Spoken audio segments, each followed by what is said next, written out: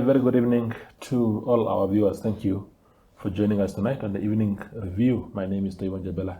Tonight on the platform we are joined by Robert Gordon. He's an author of a book that is about to drop.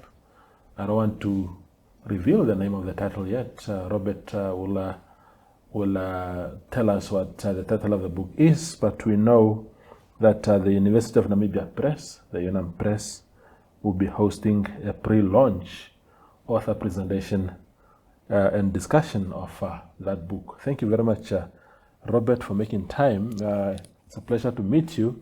Tell us the title of the book, just as a start. Okay, the title of the book is The Bushman Myth Revisited, Genocide, Dispossession, and the Road to Civility. And it's based on a book which I wrote 40 years ago called The Bushman Myth, The Making of a Namibian Underclass, which is unavailable in Namibia because it's too expensive. Even now, second-hand copies cost 600 NAM dollars. So a lot of people in Namibia said, why don't you make it accessible to the people where it counts? And so I managed to persuade UNAM Press to publish it in a low-cost version. Okay. And it's updated a lot, and with genocide becoming a very important topic, it focuses on the Bushman genocide. Wow, that's very important actually, because there are we always hear pockets of genocide having been committed against the Bushmen, but there's very little literature about it, so that will come in handy. What motivated the subject? Oh, well, I'm an anthropologist, or I used to be one. Now I prefer to call myself a documentalist. When I grew up in Keetmanshoop, as a small kid, we'd go on holiday to Ludritz, and one of my biggest impressions as a 10-year-old was in the museum there was this photograph of Bushmen hanging from a tree. And then we looked, you look at the way Bushmen are imagined nowadays, and it's, the gods must be crazy. These are people living in a pristine life in the Kalahari. In fact, Trivial Pursuit, the South African edition, which is a very popular game, says, the Bushmen are extinct, the San have always lived in the Kalahari.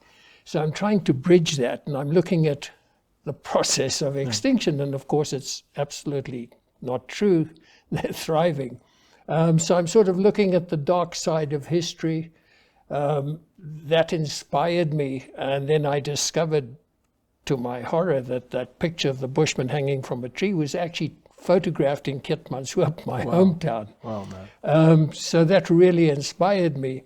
And then I visited Sumkwe in about 1989 and saw living conditions there. So I decided there are over 2,500 scholarly articles on people in the Kalahari Basin. I mean, it's been anthropologists, linguists, physicians, even dentists have worked on it.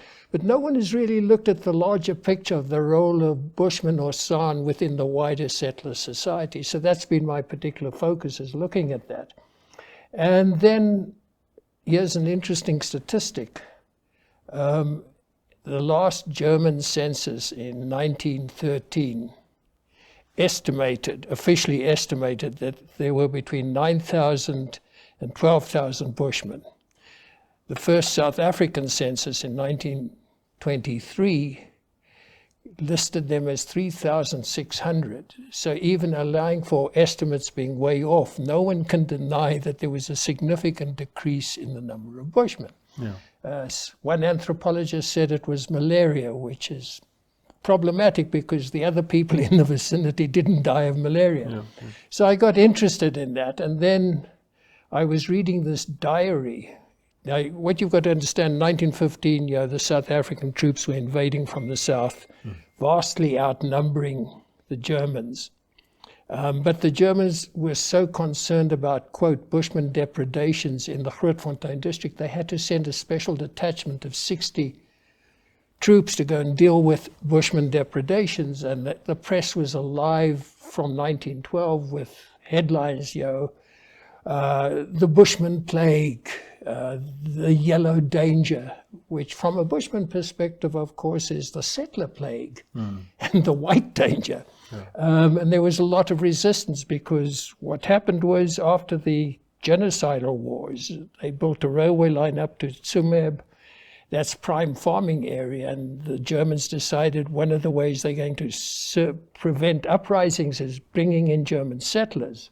So they brought in a lot, and Grootfontein district was one of the most attractive areas for agriculture, and so the number of farms rose from 15 to 175, so there was this massive input. And these German settlers had three things which were facilitated genocide. First of all, they were racist. Secondly, they were inexperienced farmers. They were mostly police soldiers who had been discharged on favorable terms. And thirdly, they were mostly single men. And we know what happens when a bunch of single men comes together. Violence is going to occur. Yeah. It's a sure thing. And then the third thing is, you know what was the largest source of income in this country before the discovery of diamonds? Not at all. Taxes on liquor. Oh. There was, by my estimation, there was one bar for every 73 settlers. Wow. So you have a lot of drunkenness, which is plays an important role in genocide. You have all these single men. What do? Paul Rohrbach, who was the commissioner for settlement, was stuck in Grootfontein during the Herero-Nama War, writes, these single settlers, they have a concubine. Having a concubine is as common as having breakfast. Yeah. And in fact, in 1923, Austrian anthropologist studied first-generation Bushman German kids, and there were 23 of them in Windhoek at the Catholic school, so it was a lot. Yeah. And one of the main reasons for Bushman action and resistance to the German settlers was because they were taking Bushman women as concubines and, let's say, raping them too. Yeah. I mean, concubine is a nice euphemism covering a lot of stuff. Yeah. So those were the conditions which facilitated it. Then in 1915, this guy Walbaum, a German settler, reservist who was up in Grootfontein, in his diary describes a Bushman hunt. And he says, we would creep up and there were a bunch of Bushmen collecting eentjies in the field, and we stood up and they stood up shocked, and we said, walk in front of us.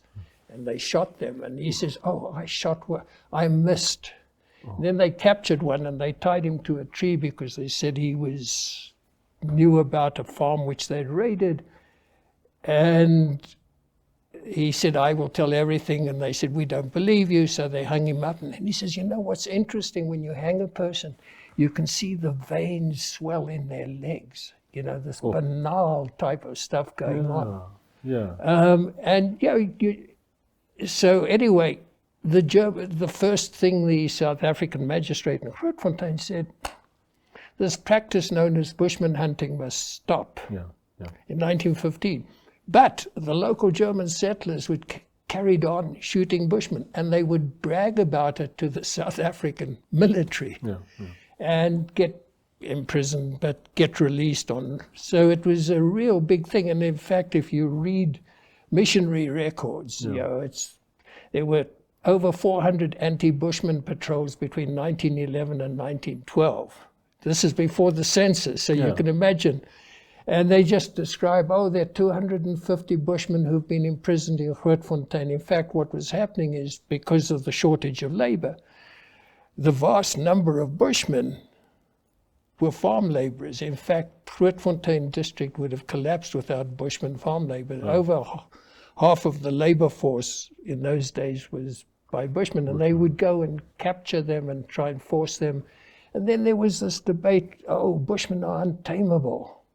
So how do you tame them? How do you habituate them to work? And then one of the things was, we'll send the men off to the diamond mines, and we'll take the kids and we'll have them we'll habituate them to the dignity of labor by placing them with selected farmers. So you had families being separated to try and get Bushmen to be decent. Wow. The other thing which is important too is what the scientists were saying. And there were several scientists, prominent Franz Steiner, Siegfried Passage, and they said, oh, what do you do with these predators like Bushmen? You can only shoot them. And there's a lot of scientific evidence saying, they're useless even. So you've got the scientific credibility to shooting Bushmen because, there's this link between humans and animals. Yeah, they're not humans. So that also promotes this. So anyway, okay, I can go on for a long time. Absolutely. No, it's good history. So would the book, if I read the book, would it give me a sense of, let's talk about the Bushman resistance. These are nomadic people, primitive, quite primitive at the time in terms of adopting new technologies and whatnot. How did they stage any resistance? Well, first of all, they're not nomadic people. This is one of the big myths which goes into the idea of, they occupy land, they don't own it. Yeah, because I wanted you to explain actually also that part, whether they actually land that you could say this one belongs They have a very intricate land use system called Nores, but you also have a very strong sense of territoriality, that you don't go into someone else's land. So what the settlers were saying, let's create a reserve over on the other side of the police zone. Yeah. But that wouldn't work because of territoriality. And of course, the reason why they wanted to have a police zone there is they wanted to get rid of the Bushmen in the police zone. And in fact, the vast majority of Bushmen lived on farms eventually because they didn't want to move. And there they became servile. There was this idea of discipline, sort of neo-feudalism, the lord of the manor. I can punish you, I can whip you if you need to be. But I'm offering you protection, which is, of course, facile. So there's that thing. The other thing which is very important is they know... let's go back into history. In 1852, when the first white hunters come, and what are they doing? They're looking for ivory and ostrich feathers. And Bushmen become local guides. In fact, the world record for shooting the largest number of elephants was 103 in one day in a mud flat which was north of Tsumkwe in 1872 or somewhere around there. But what the great white hunter, a guy called Hendrik van Zyl, neglected to mention was that he did very little of the shooting. Most of it was done by Bushman hunters because they would say, okay, you shoot, you take the risk, because shooting elephants in those days is a risky business. Yeah. You keep the meat, we'll take the ivory. Who's exploiting who? Yeah. So they were appreciated for it. But then that started changing with the abolition of firearms and the colonial state. So, I've got a sketch from 1852 of Bushmen carrying firearms. Oh. They were well armed, and this feeds into their resistance. In fact, they were the victors in the first Namibian War of Independence, which was the Republic of Uppingtonia. I don't know if you know about that. There was this guy called Will Worthington Jordan, because Tsumeb, that area's got lots of minerals, and which were originally mined by Bushmen, and he wanted to take it over, but resistance was so strong that he created the Republic of Uppingtonia and invited the Angola Boers to go and settle there. But the Bushman resistance after Jordan got killed was such that the Boers gave up, and they pleaded with Goering, who was in charge of the Namibian colonial administration, to be integrated into Deutsche Südwestafrika. So they were strong, and in fact in 1895, Leutwein signs a treaty with Bushman Captain Aribuk, basically ceding him a large swath of land, including the Etosha Game Park. Wow. which of course the Germans ignored later on, but that's par for the course. But they were strongly armed, and there was a lot of what the authorities called banditry, but which other people you could reinterpret as saying, actually, this is resistance. Yeah. And in fact, the Catholic mission said, oh, well, with all this land being taken over, when they engage in stock theft, that's their form of taxation because these settlers have taken over their land. Yeah, yeah. No, wonderful. So have I answered your question? No, you have actually done justice to the question. We are going just for a short break, and then I return with Rob Gordon.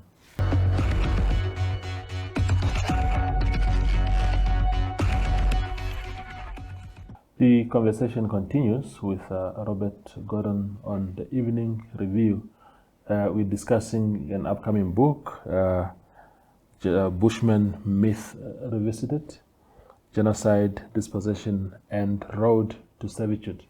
Now, if you follow closely what is happening in our country at the moment, even in the context of the joint declaration that Namibia has with the Germans right now, the central theme of these demands for reparations keep talking about the Namas and Hereros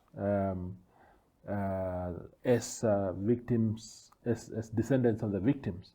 There's very little mention of the Bushmen. Just how much do you think, because if you're saying genocide here against the Bushmen, it means that they were killed on a large scale for it to qualify as genocide. If you can reflect on that a little bit. Okay, yeah, well, genocide, to commit genocide, you don't have to say, we're going to kill everyone. Genocide can be reflected in the actions of people.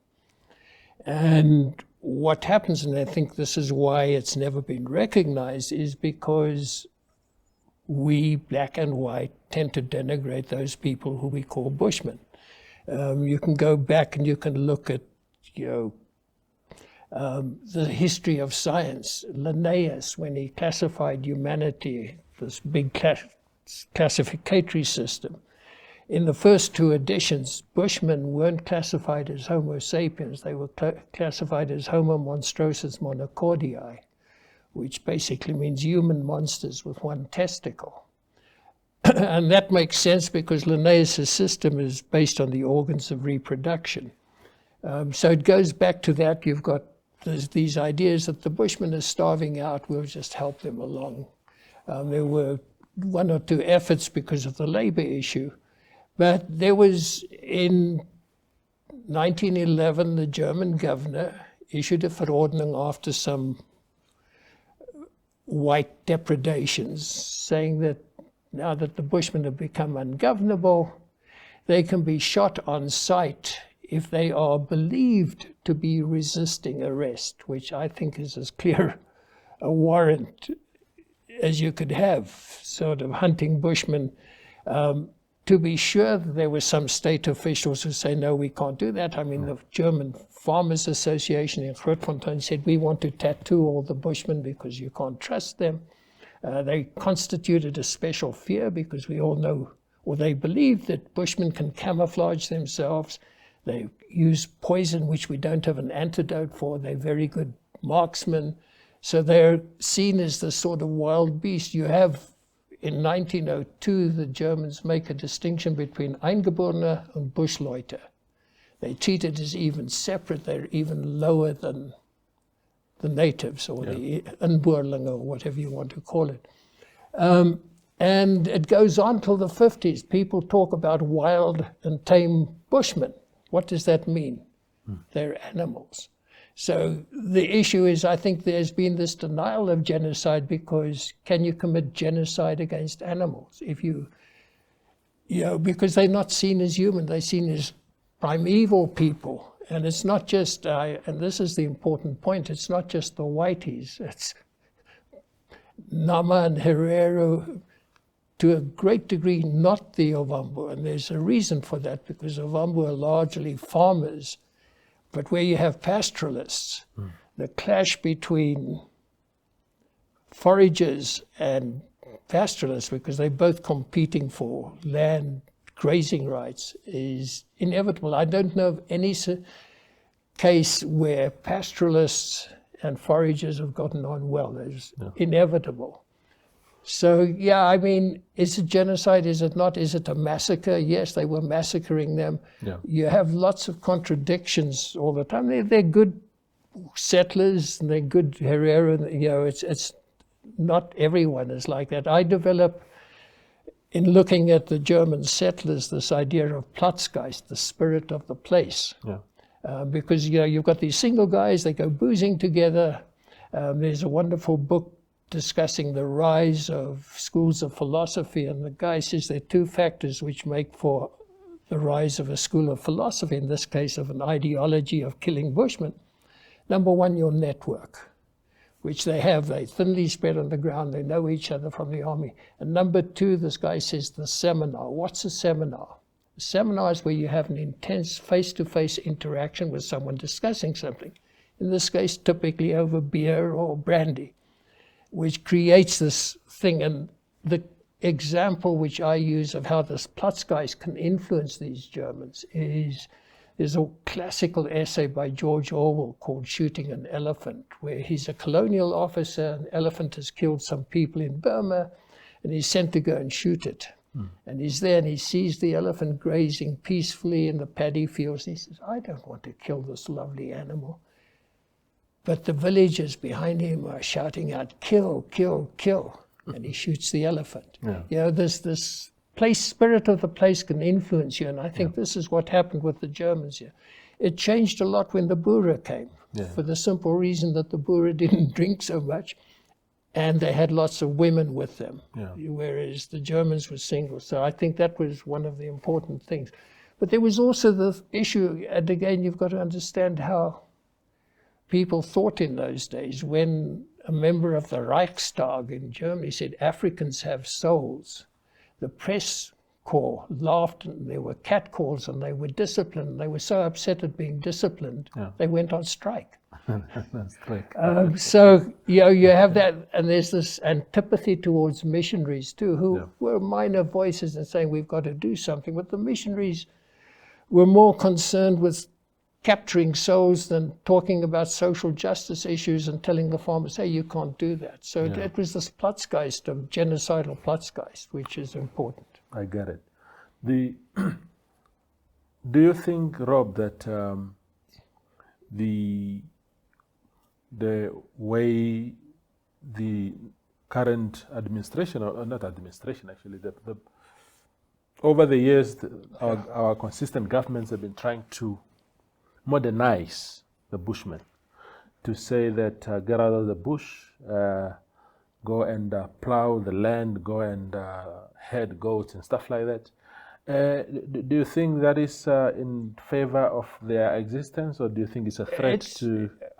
You know, the jury's out whether that's successful or not. I must say, my big heroine is Libertine Amatila, who as Deputy Prime Minister really got into this and tried to do something. But, you know, this is where you get into an interesting issue of land and dispossession of land.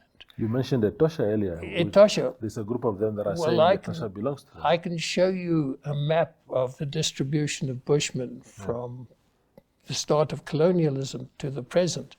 And they now occupy, Bushman land is 2% of their total land mass, which they once occupied. I mean, you know, it's a serious issue. So, yes, there have been successes. They have, you know, you don't have to teach them how to raise cattle. They've been doing it for years. I mean, you know, they've done these surveys and they've been working for Herero and people in Botswana, and they know how to do it. The problem now is, you know, with conservancies, illegal fencing, and people coming from outside to graze cattle. And when you start grazing cattle, that's when the conflict goes.